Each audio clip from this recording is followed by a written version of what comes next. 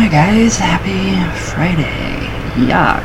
So, it's a really long weekend and I do not like this. Anyways. Okay, so we're going to go over raising the cup. So, again, I mean, my friend Kim, I cannot begin to tell you how proud I am of you of actually, uncovering a mystery.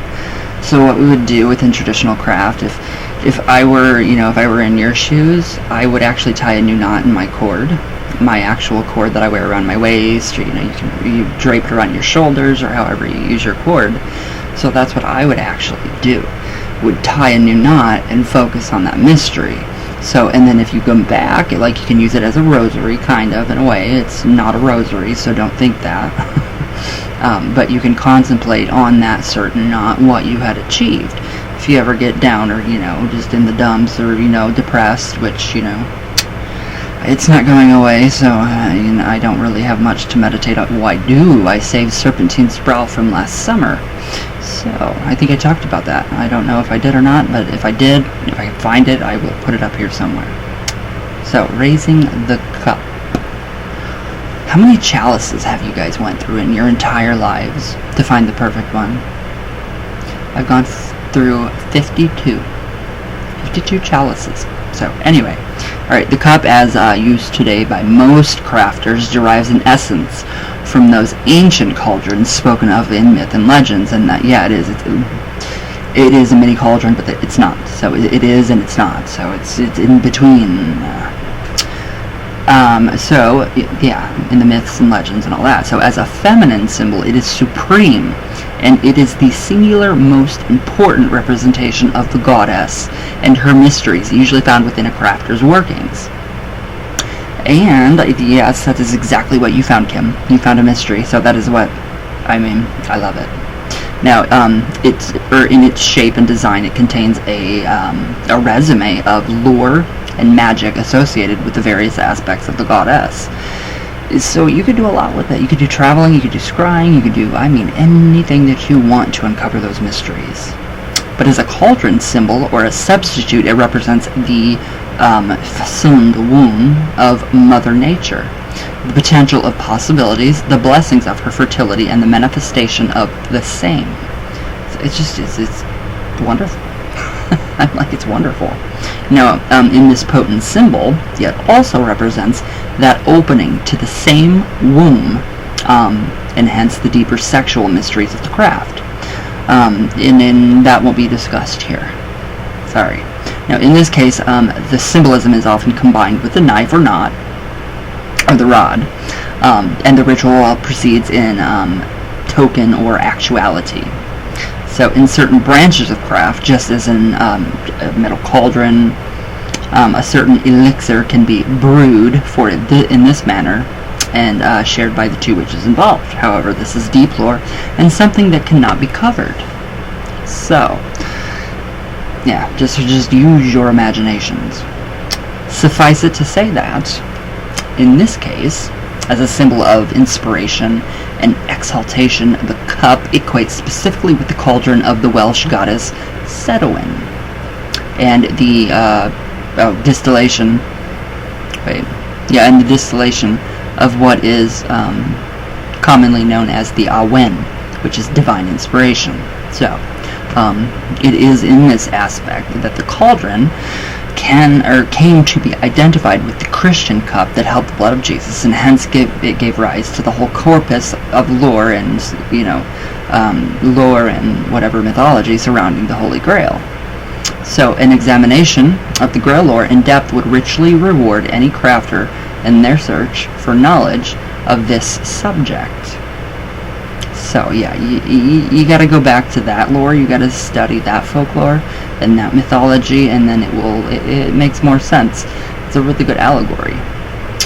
So, but just as in life, so in the craft and its mysteries. Now, as the cup or cauldron is a symbol of potentiality and abundance, bestowing wisdom and illumination, so is it also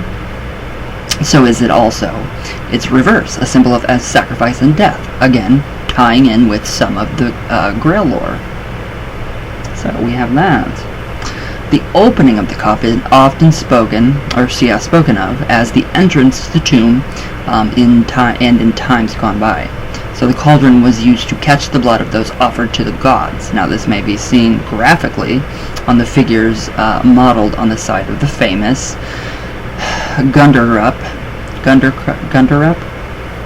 Gunderest cup cauldron. Gunderest I don't know what that word is. I don't even care right now. Cauldron, which are actually being plunged into the cauldron hole, or should that being, the extraction from the cauldron reborn? So there's a mystery right there. Is it, the death, or is it actually the rebirth, the being reborn? We don't know. Both sides of this example can be played out in the story of Branwen, sister to the god Bran. In the second branch of the collection of Welsh tales, known as the, Mabinogion. This sacrifice, actual or symbolic, admits the supplicant once again to the deeper levels of knowledge of the goddess. And here we are dealing with those realms and levels that go beyond our known time and space. So, it just goes to show that there's no such thing as time and space, and the spirits and the gods and the goddesses do not work with no time, no space. Now, as an entry into the other world of the goddess, alive or dead, the cup can then, again, bestow the blessings of divine knowledge and inspiration, or it can leap out of their worldly realm entirely and into a new stage of existence. So much lore surrounding the cup, literally. So it is the portal to the outer realms of the starry wisdom of time and fate itself, and these mysteries are held very close to the lady's breasts, bestowed upon only those most favored.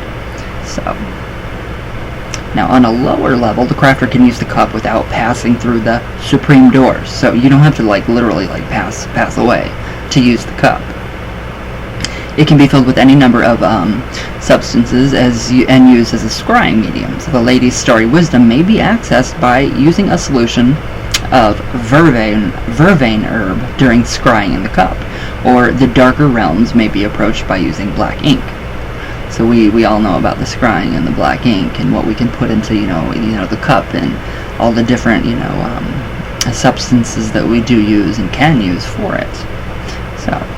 Now, the addition of various essential oils to the brew may further aid the shift in consciousness, as scent is a powerful aid in this respect.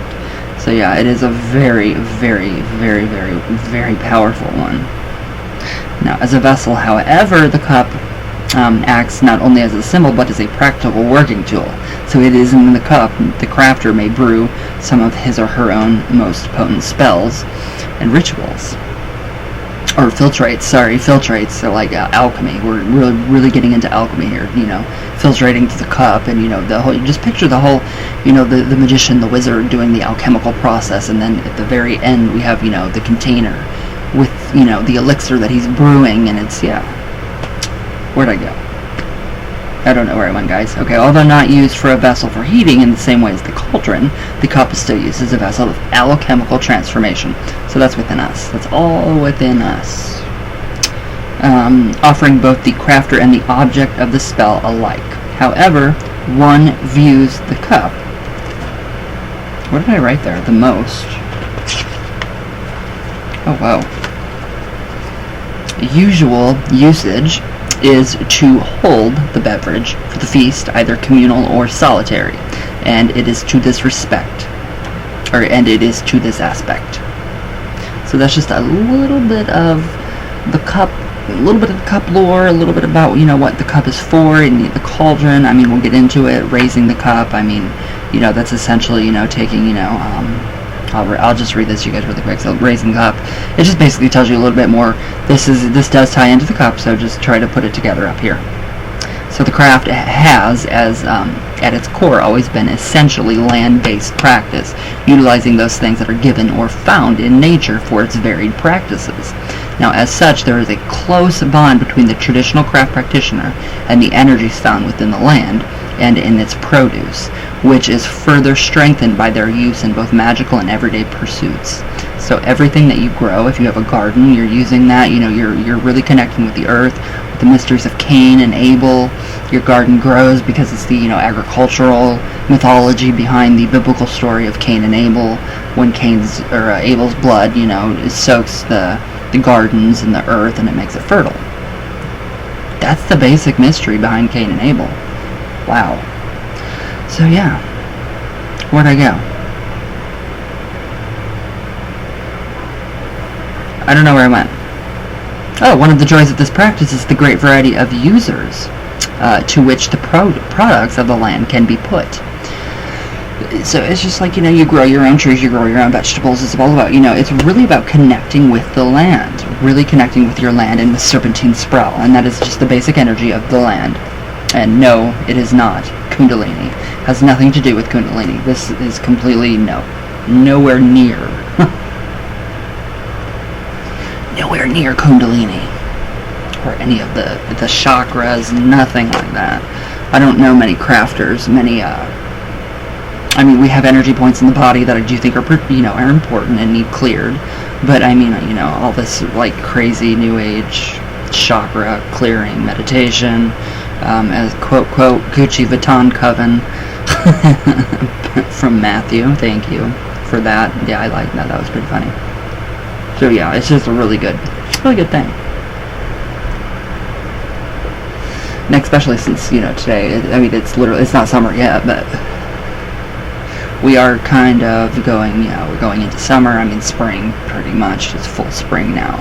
And, everything's growing, and it's Book of Witter's time to rain, and we have all that. We have, the dryads, they're coming out, and, the fairy folk, the good folk, they're all coming out. And the goddess, she is, warming up. Her belly is warming up, which is the earth, the womb, the tomb and the womb. There's a lot of mysteries there.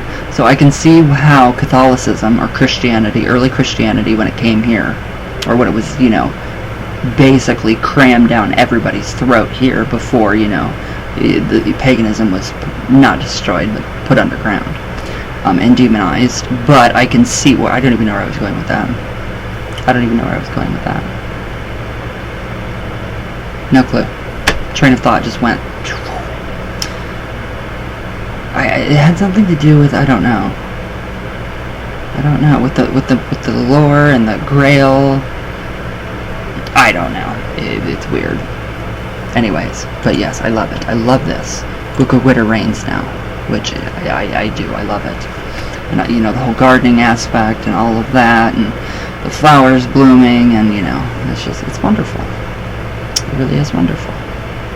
But yeah, just think of what comes from the earth. What comes from the earth also comes from the cauldron. Right there's a mystery.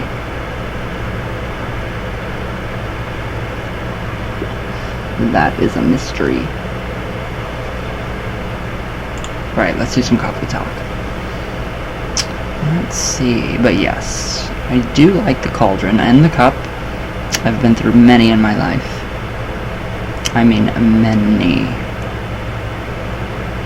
Many.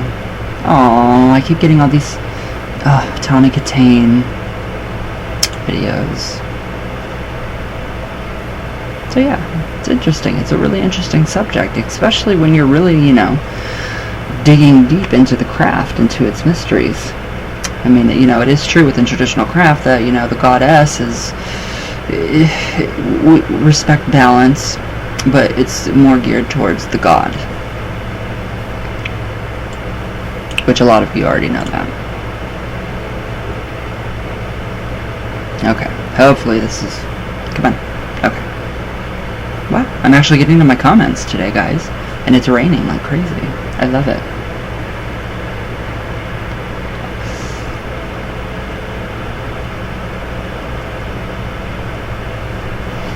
Okay, let's see. No, I don't, because then I have to mow.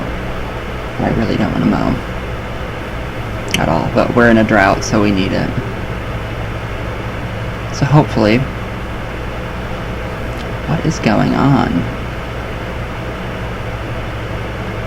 Oh, James Jones. Hi, you. How are you? Shuffling my tarot cards, and the Knight of Wands came out. The Knight of Wands. So that would represent a more mature person with a lot of energy, a lot of fast-acting energy. So I'm seeing it in my mind, and it's starting to trigger my subconscious. So it's really going, it's starting to go. There's a lot of fast energy. This represents a person. So, I mean, you know, this person, whomever it is, whatever you pulled it for, it could be a person or it could be an energy. That is kind of, you know, 3 hours ago. So that could be, you know, a part of your day. That could be the energy that you would encounter for today, would be that, you know, really go for it, get it done, quick, fast-acting energy. But with the wands, you got to make sure that you brace yourself and bank in some of that energy so you don't exhaust yourself. Okay, sorry. I'm sorry, James. As I'm watching Ryan, and the same card came out this morning, and Ryan just popped in my mind. The Knight of Wands will always bring Ryan to my mind forever now. Aww. Really? See, that is really, I mean, the little things like that, that would make, I'm going to have to scroll down because I'm going to cry. Very emotional, I don't know why. That is really amazing. I love that. I really love that. See, that's, you're getting, yeah, you can place people with, I mean, it could represent that. So it could represent, you know, maybe my video today is going to give you a little burst of information, or maybe it's going to give you a little, you know, energy, you know, or maybe it's going to help you heal, you know, in some way, shape, or form. Which, if one video does that for one person, then my job is done. I love that. That is so incredible. Alright, Kim. Hi, my Kim. Oh, thank you for your kind words. Yes, I was very emotional last night, too, and over the last week. Feel better today. Great video, bestie. I love you, too. Very much. You're amazing. You really are. You're taking your work so seriously, and oh my god. If everybody that did start to study the craft, the old craft, was like you, we would not have the problems that we do. Gustavo, my brother. Hi. Hi.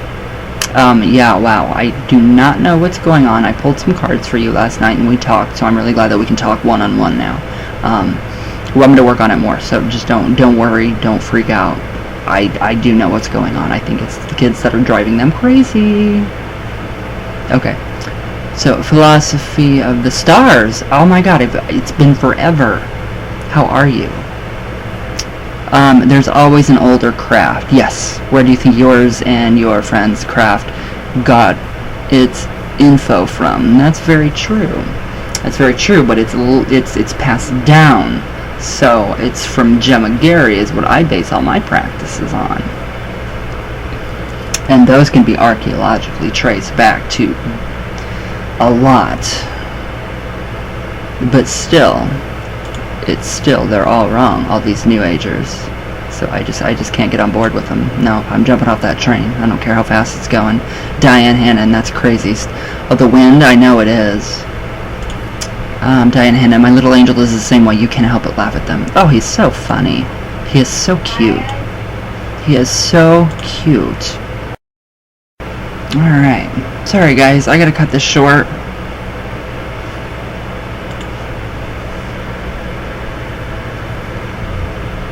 So, I will see you guys tomorrow. Please be safe, stay healthy, happy, all that good stuff. Thank you guys for your amazing comments. I will see you guys tomorrow. So, all my love all the way from Venus, all the way back down. I love you guys, and I'll see you guys tomorrow.